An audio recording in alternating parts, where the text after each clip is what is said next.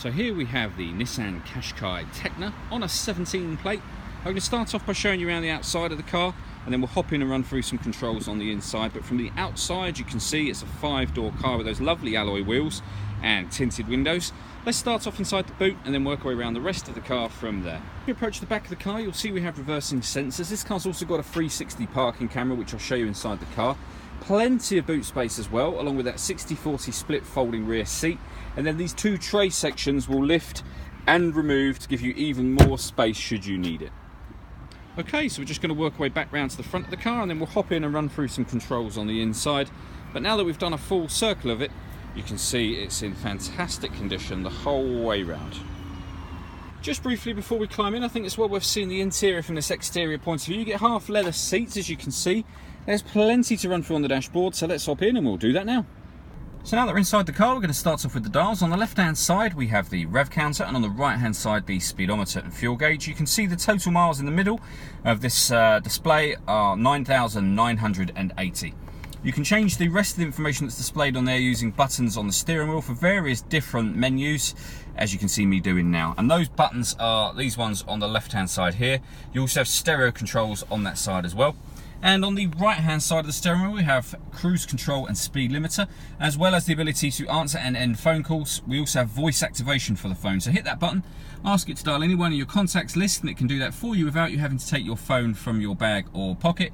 That is of course once you paired the phone, and that is done on this touch screen over in the center just here. So you've got a few option buttons down the right and left hand side, but as I say, predominantly it's touch screen. So if you hit that box, for example, you can see all the different FM radio stations. When it comes to radio, this car has got FM, AM and DAB digital radio. If you want to listen to your own music, we have a CD player, auxiliary and USB inputs, and once you paired your phone, not only can you make and receive phone calls, but you'll be able to stream music wirelessly via Bluetooth audio as well.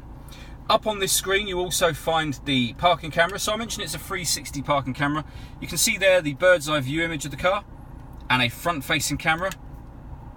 We've also got the front near side wheel and front camera, and if I put the car into reverse, we'll then have the reverse camera as well on that right hand side there. This car's also got autonomous parking, so if you were to hit one of these boxes, for example, the car will then park itself. It's able to do the steering. All you do is accelerate and brake, and you can see there it's telling us to drive forwards, and once you've done that, just follow the instructions on screen. Not only can it park parallel parking, but it can also park you in a bay as well.